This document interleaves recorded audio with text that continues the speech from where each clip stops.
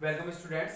तो हम देख रहे थे आइंस्टीन की द्रव्यमान ऊर्जा समीकरण के बारे में E equal to M C square. जो कोई भी पार्टिकल अगर रिलेटिविस्टिक मोशन कर रहा है, आपेक्ष की गति कर रहा है, तो उसकी जो टोटल एनर्जी लिखी जाती है वो किस रूप में लिखी जाती है? E equal to M C square के फॉर्म में लिखी जाती है, या इस रूप में भी लिखी जाती है कि उसकी विराम द्रव्यमान ऊर्जा प्लस काइनेटिक एनर्जी। विराम द्रव्यमान ऊर्जा प्लस में उसकी काइनेटिक एनर्जी, उसकी गतिज ऊर्जा। जैसे कि कोई भी नॉन रिलेटिविस्टिक मोशन करता है, तो यानी कि किसी का भी वेग v is very very less than c होता है, तो उस स्थिति में जो टोटल एनर्जी है उसको हम लिखते हैं किस रूप में? Kinetic energy plus potential energy, इस रूप में लिखते हो। जैसे कि आप 11th में पढ़ते हो कि कोई समतल है, उस पर कोई पार्टिकल है, वो गति कर रहा है, तो उसकी जो टोटल एनर्जी होगी kinetic energy plus potential energy होगी।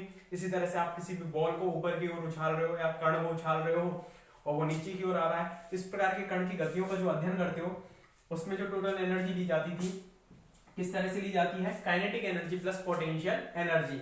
लेकिन जब भी कोई रिलेटिविस्टिक मोशन होता है, आपेक्ष की गति होती है, यानी कि v टेंड्स टू c वाला मोशन जहां पर भी होता है वहां पर एनर्जी को इस रूप में ना लिखकर इस रूप में लिखा जाता है, यानी कि पोटेंशियल एनर्जी के स्थान पर कौन सी एनर्जी आ जाती है? वहां पर विराम द्रव्यमान ऊर्जा। क्योंकि आइंस्टाइन ने कहा था कि कोई भी पार्टिकल यदि द्रव्यमान रख रहा है अपने पास तो उसके पास क्या है? एनर्जी। तो विराम द्रव्यमान यदि उसका m नॉट है तो इसके संगत उसके पास एनर्जी कितनी होगी? m naught into C square. इस तरह से उसके पास एनर्जी होगी। तो ये वाला हमें फॉर्मूला ड्राइव करना है। तो इसके लिए आपने एक चीज पढ़ी होगी 11th में, कार्य ऊर्जा प्रमेय। पढ़िए कि कार्य ऊर्जा प्रमेय क्योंकि कार्य अभी लिखना नहीं है, लैंग्वेज लिखवाऊंगा। क्योंकि कार्य ऊर्जा जो प्रमेय है वो क्या कहती है कि किया गया कार्य ही, हम कोई भी चीज है, कोई पार्टिकल रखा हुआ है, इस पर हम कोई भी वर्क कर रहे हैं तो उसकी गतिज ऊर्जा में परिवर्तन होगा। तो किया गया कार्य ही किसके रूप में हो जाता है? किया गया कार्य ही गतिज ऊर्जा में परिवर्तन के बराबर होगा। तो हम अल्पांश कार्य dw कर रहे हैं, वो कितने के बराबर हो जाएगा? गतिज ऊर्जा में परिवर्तन के बराबर। E क्या है यहाँ पर? कुल ऊर्जा ना होकर हम इसको किससे रिप्रेजेंट कर रहे हैं? गतिज ऊर्जा से। किससे रिप्रेजेंट कर रहे हैं यहाँ पर इसको? dE को गतिज ऊर्जा। ठीक है, तो किया गया कार्य गतिज ऊर्जा के रूप में यहाँ पर संचित हो जाएगा। क्योंकि dw क्या होता है? F इंटू dx, बल गुणा विस्थापन। तो इसको हमने इसमें पुट कर दिया, इसलिए dE इक्वल टू कितना हो जाएगा? F into dx। समीकरण इसको बोल दिया 3। समीकरण 1 व 2 से हमने इसको लिख दिया कि किया गया गतिज ऊर्जा में जो परिवर्तन है बल गुणा विस्थापन के बराबर होगा। अब F क्या है? चूंकि बल F, तो हम कितना लिख सकते हैं? dP अपॉन dt, संवेग में परिवर्तन की दर बल कहलाती है। d अपॉन dt, इसको हम कितना लिख सकते हैं यहाँ पर? m into V, m into V, इस तरह से लिख सकते हैं यहाँ पर। अब हम क्या करते हैं यहाँ पर? समीकरण नंबर इसको डाल देते हैं 4। तो समीकरण 3 व 4 से, समीकरण 3 व 4 से, तो dE हमारे पास कितना आ जाएगा बताओ? F की वैल्यू डाल दी हमने d upon dt into mv, और यहाँ पर है dx। dx अपॉन dt को तो हमने लिख दिया कितना? dx अपॉन dt, इसको तो वेग लिख दिया, तो dmv, और dx upon dt, dx upon dt, इसको हमने लिख दिया dmv इंटू v, इस तरह से। अब यहाँ पर देखना m is not a constant, क्योंकि हम कौन से मोशन की बात कर रहे हैं? रिलेटिविस्टिक मोशन, आपेक्ष की गति। तो उसमें लगातार द्रव्यमान कैसा हो रहा था? बढ़ता हुआ जा रहा था, ग्राफ बनाया था। तो m is not a constant, तो m कांस्टेंट नहीं है, तो इनका हम क्या करेंगे? डेरिवेटिव करेंगे। तो जब वेग बढ़ने के साथ साथ द्रव्यमान भी बढ़ रहा है उसका, तो m को स्थिर रखा, v का किया dv, और ये वाला v आ जाएगा, इस तरह से लिख देंगे mv dv। m को बाहर निकाला, एक क्योंकि गुणा विधि लगा रहे हैं, m को बाहर निकाला, dv इंटू v, तो mv dv लिख दिया। और प्लस में आपके v को कांस्टेंट रखेंगे तो v स्क्वायर हो जाएगा, और m का कितना हो जाएगा यहाँ पर? dm। आपके हिसाब से ये वाली टर्म 0 होनी चाहिए थी, क्योंकि m है वो कांस्टेंट होता नॉन रिलेटिविस्टिक मोशन में, तो उस स्थिति में 0 होता ही है नॉन रिलेटिविस्टिक में। रिलेटिविस्टिक में m लगातार क्या हो रहा था? चेंज हो रहा था, इसलिए यहाँ पर ये वाली टर्म भी आएगी। तो हमने इसको लिख दिया, और ये कितने के बराबर चल रहा है? dE के बराबर। इसको डाल दिया हमने इक्वेशन नंबर कितना? 4 के बाद इसको डाल दिया हमने 5 डाल दिया। अब अलग से हमें इस चीज की वैल्यू निकालनी है, जो भी RHS साइड में ये वाली टर्म आ रही है इसकी हमें वैल्यू निकालनी है। तो हम लिखते हैं, चूंकि इस वाली टर्म को हम यूज करेंगे, ठीक है, m equal to M naught upon root of 1 minus V square upon C square, इसको लिख सकते हैं हम ये इक्वल टू एम नॉट, ठीक है, इसको स्क्वायर करके लिखते हैं हम एम स्क्वायर 1 माइनस के V square upon C square equal to M naught का स्क्वायर, ठीक है। दोनों तरफ अवकलन करेंगे, अवकलन करने पर, या अवकलन करने से पहले हम थोड़ा सा इसको चेंज कर लेते हैं, किसमें, एम स्क्वायर माइनस के M square V square upon C square equal to M naught के स्क्वायर में।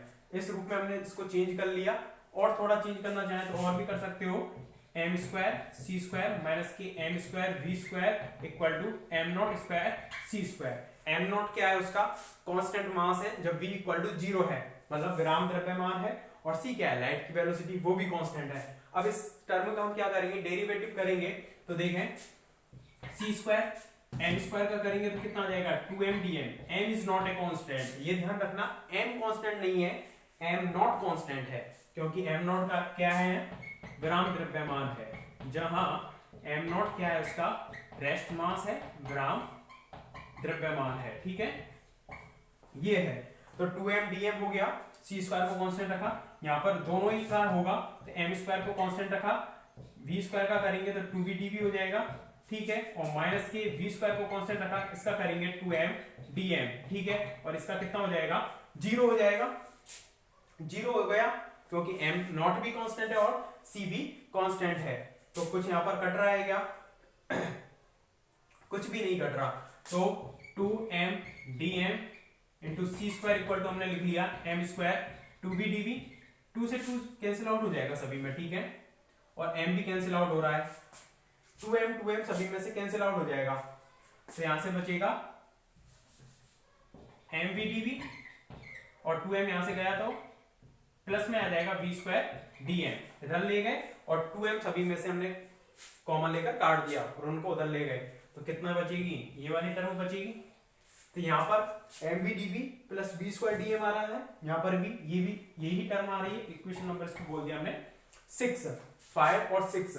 अब क्या करेंगे, हम दोनों में RHS साइड बराबर है, तो समीकरण 5 व 6 से किस तरह से लिखेंगे बताओ, दोनों बराबर हैं, तो de इक्वल टू हमने लिख दिया dm into C square, dm into C square. Integration करेंगे दोनों तरफ, जगह नहीं है इसलिए पहले यहां तक लिखें, पहले फिर आगे लिखेंगे उसमें। लेकिन द्रव्यमान ऊर्जा समीकरण हेडिंग डालकर लिखें, द्रव्यमान ऊर्जा संबंध ज्ञात करने के लिए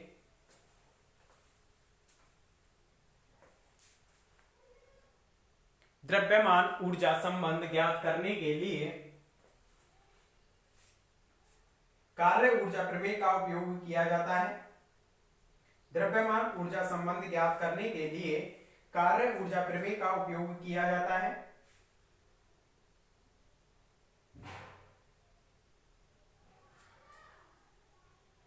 द्रव्यमान ऊर्जा संबंध ज्ञात करने के लिए कार्य ऊर्जा प्रमेय का उपयोग किया जाता है। इस प्रमेय के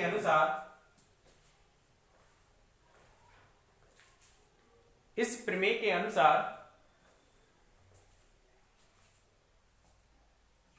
किसी निकाय पर किया गया कार्य, इस प्रमेय के अनुसार किसी निकाय पर किया गया कार्य किसी निकाय पर किया गया कार्य गतिज ऊर्जा में परिवर्तन के बराबर होता है। किया गया कार्य गतिज ऊर्जा में परिवर्तन के बराबर होता है।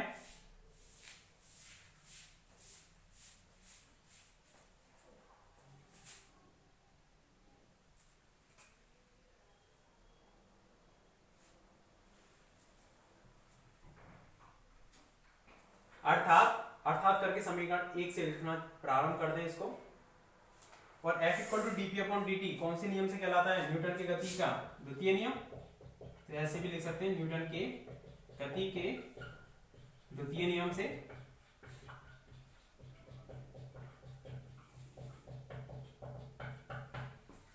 लिख दो इसको।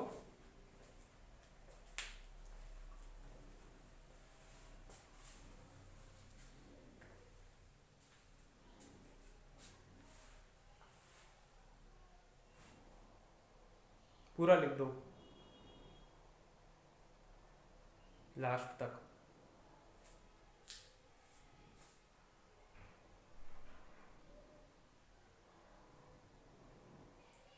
ये ध्यान रखना बस m कांस्टेंट नहीं है, m नॉट कांस्टेंट है, क्योंकि हम रिलेटिविस्टिक मोशन बात कर रहे हैं, सापेक्ष की गति के बारे में बात कर रहे हैं। दोनों के बारे में मैं पहले भी लिखवा चुका हूं।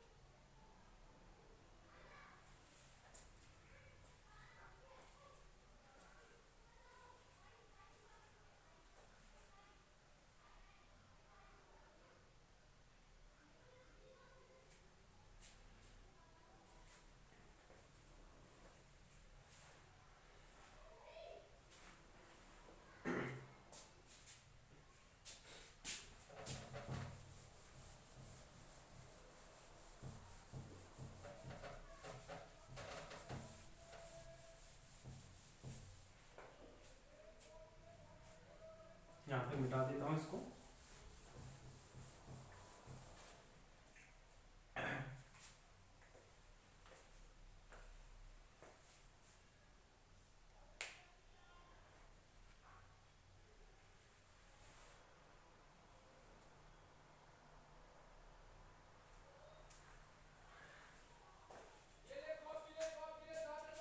तो इधर देखें आगे इसमें, तो हम आगे क्या करेंगे, इसमें समाकलन करेंगे। समाकलन करने पर, समाकलन अगर हम इसमें करेंगे तो कितना आएगा, DE equal to DM C स्क्वायर। इसका हम क्या करेंगे, इंटीग्रेशन। अब इसमें द्रव्यमान की आएगी और यहाँ पर काइनेटिक एनर्जी। तो जरा सोचना, जब द्रव्यमान विराम द्रव्यमान के बराबर है, मतलब पार्टिकल रुका हुआ है, वो गति नहीं कर रहा है, तो उस स्थिति में उसकी काइनेटिक एनर्जी तो कितनी होगी, 0 होगी। लेकिन जैसे उसका द्रव्यमान m नॉट से कितना होगा, m होगा, तो उस स्थिति में उसकी काइनेटिक एनर्जी हमने किससे रिप्रेजेंट कर दी, k से। काइनेटिक एनर्जी को किससे रिप्रेजेंट कर दिया, k से। तो जब द्रव्यमान m नॉट था तब उसकी काइनेटिक एनर्जी 0 थी, क्योंकि E क्या है, गतिज ऊर्जा है, तो वो 0 थी। और जब जैसे ही द्रव्यमान m हुआ तो उस स्थिति में उसकी काइनेटिक एनर्जी कितनी है, k। अब यहाँ पर गलती क्या करते हैं बच्चे, इसको कुल एनर्जी मानकर उसको यहाँ पर टोटल एनर्जी को लिख देते हैं, kinetic energy plus potential energy. लेकिन नहीं, ये यहाँ क्या थी, E गतिज ऊर्जा थी, तो k आएगा जब m है यहाँ पर। तो इसको हम करेंगे तो ये कितना हो जाएगा, k इक्वल टू इंटीग्रेशन करेंगे, c स्क्वायर को तो बाहर ले लेंगे, dm का m होगा तो वो कितना हो जाएगा, m माइनस के m नॉट। तो k इक्वल टू कितना हो जाएगा, m स्क्वायर माइनस के m नॉट c स्क्वायर। यहां से हम लिखते हैं m c square equal to k plus m naught c square. ये हो जाएगा m c square equal to k plus m naught c square. Equation number इसको हमने डाल दिया 7। ठीक है, अब इसमें देखें कि काइनेटिक एनर्जी प्लस विराम द्रव्यमान ऊर्जा, rest mass energy, kinetic energy plus rest mass energy है, वो mc स्क्वायर के बराबर है। तो यहाँ पर लिख सकते हैं, यहाँ k plus m naught c square कण की कुल ऊर्जा को व्यक्त करता है, कण की कुल ऊर्जा को व्यक्त करता है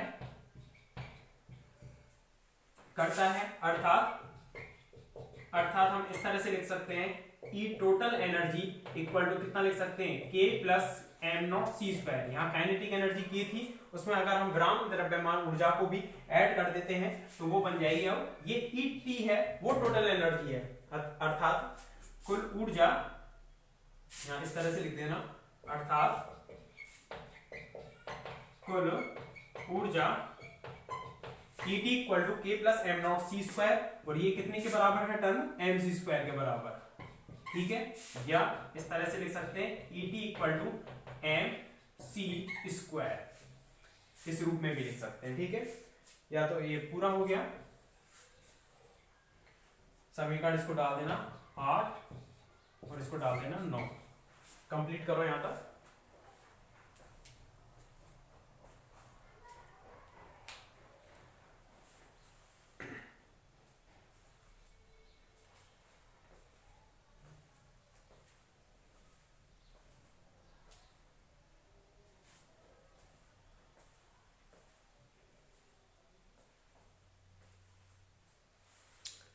डेली की वीडियो देख लिया करो, ऐसे नहीं कि आगे पेंडिंग कर दें, 4-5 पे एक साथ देखें। रोजीना की जो भी डल रहे हैं वर्किंग डे में, संडे को छोड़कर, उसको तुरंत की तुरंत देखा करो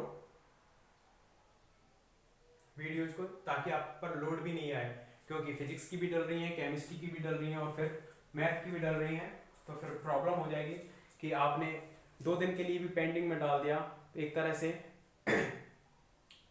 3-3 वीडियो आपकी पेंडिंग पड़ जाएंगी, मतलब अगले दिन आपको 6 वीडियो देखनी होंगी।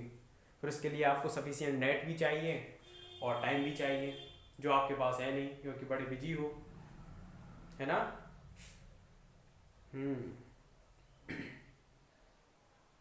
तो समीकरण 9 तक लिखने के बाद आगे लिखना समीकरण 8 अथवा 9, समीकरण 8 अथवा 9 आइंस्टीन की द्रव्यमान ऊर्जा समीकरण कहलाती हैं।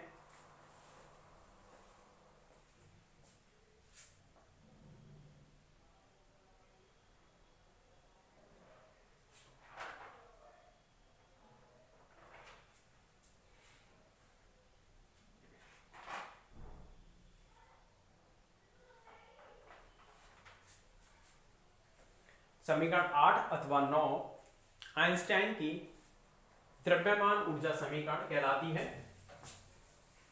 ई मेन कहलाती है, E=mc²। m कौन सी स्थिति में द्रव्यमान है? गतिशील अवस्था में, और इसको m नॉट से रिलेटेड लिखना है, तो विभ्राम द्रव्यमान ऊर्जा प्लस गतिज ऊर्जा, इस तरह से लिखते हैं हम। इसके बाद एक नोट डालें, अरे नोट डालो, नोट आ गए।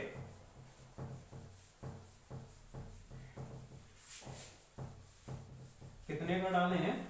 2000 का डालो। देखो नोट, इसमें हमने 2 प्रकार की गतियां पढ़ी थी, अनापेक्षिकीय और आपेक्षिकीय। तो अगर हम बात करते हैं अनापेक्षिकीय गतियों के लिए, अनापेक्षिकीय गति यानी कि जिनके लिए v is very very less than होता है c, यानी कि पार्टिकल का वेग बहुत कम है, उस स्थिति में अगर आप E टोटल लिख रहे हो तो इसको आप किस तरह से लिखते हो? Kinetic energy plus potential energy, इस तरह से लिखते हो।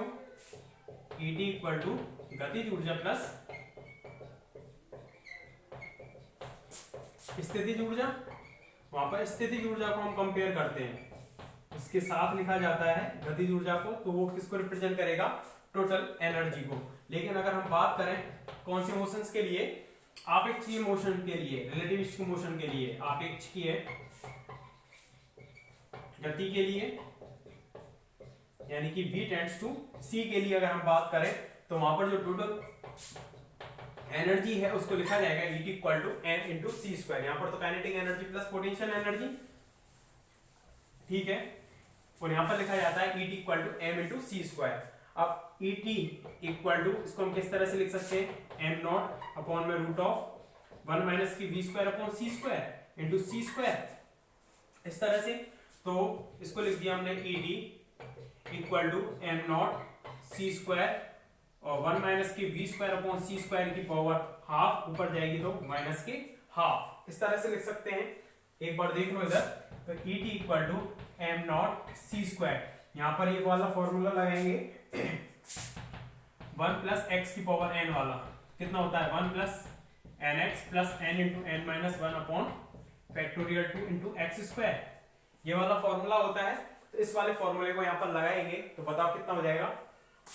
1 plus half v/c, v²/c², 1 plus N X, minus minus plus हो जाएगा, प्लस में n into N minus 1, n into N minus 1 upon में फैक्टोरियल 2 और v की पावर 4 अपॉन c की पावर 4, इस तरह से एंड सो ऑन, इस तरह से चलेगा।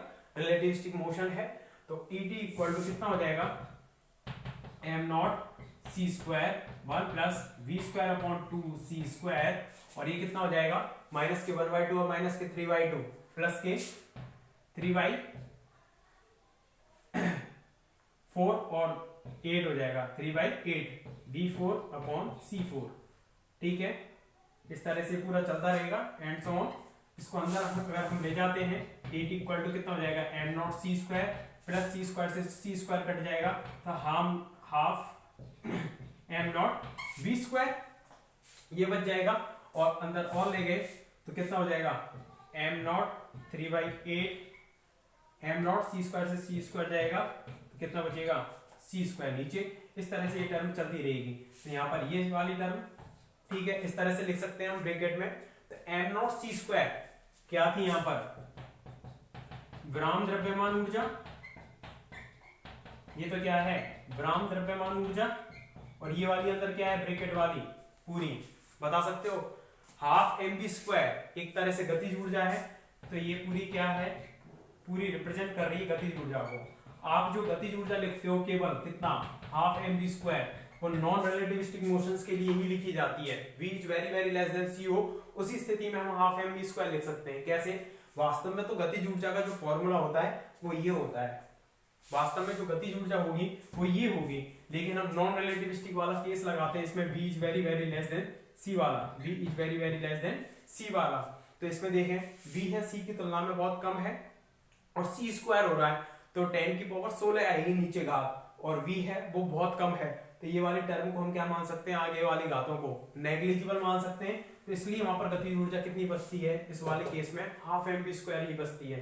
जबकि वास्तव में गतिज ऊर्जा का जो फॉर्मूला होता है वो ये होता है कौन से मोशंस के लिए रिलेटिविस्टिक मोशंस के लिए। लेकिन नॉन रिलेटिविस्टिक मोशन में हम आगे की टर्म को क्या कर देते हैं नेग्लेक्ट कर देते हैं, जीरो कर देते हैं। इसलिए हमारे पास ये तो क्या रही ग्राम द्रव्यमान ऊर्जा, और ये टोटल पूरी क्या है यहाँ पर काइनेटिक एनर्जी यानी कि गतिज ऊर्जा। नॉन रिलेटिविस्टिक केस में तो कैसा लिखा जाता है kinetic energy plus potential energy. यहाँ पोटेंशियल एनर्जी की जगह पर कौन सी एनर्जी आ जाती है रेस्ट मास एनर्जी। तो इसको कंप्लीट करें कि दोनों में ये अंतर होता है अनापेक्ष की गति और आपेक्ष की गति में ऊर्जा के लिए। ये ऊर्जा को दोनों स्थितियों में अलग अलग रूप में लिखा जाता है, ये आपको पता रहना चाहिए। कोई अगर पूछते हैं जो आपका वाइवा होता है प्रैक्टिकल के टाइम पे, उसमें इसी टाइप के क्वेश्चन पूछे जाते हैं कि वास्तव में आपेक्ष की गति के लिए गतिज ऊर्जा कितनी होगी। आप बोलोगे हाफ एम बी स्क्वायर, तो वो रॉन्ग होगा। वहां पर ये वाली टर्म आपको शो करनी होगी, उसके लिए ये पूरी होती है।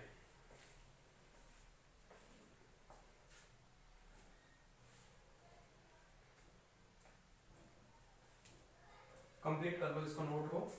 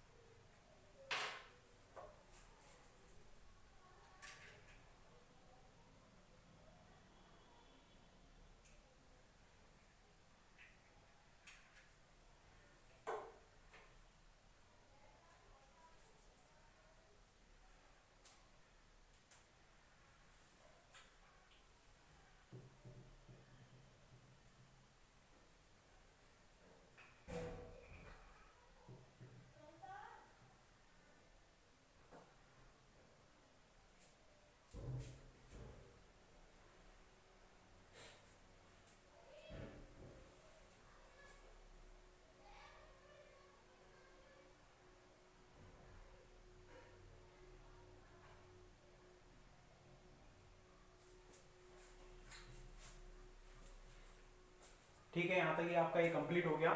इसके बाद देखेंगे नेक्स्ट टॉपिक है लॉरेंज रूपांतरण का समीकरणों का ज्यामितीय अर्थ, उसे देखेंगे नेक्स्ट लेक्चर में। Okay, thank you. इसे कंप्लीट कर लेना लेकिन